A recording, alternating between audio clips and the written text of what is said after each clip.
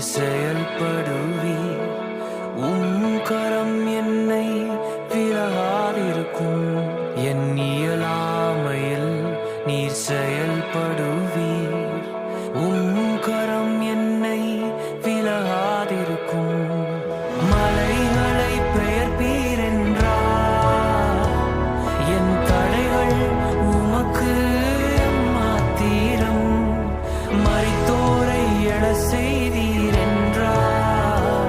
என் நோய்கள் உமக்கு மாத்திரம்.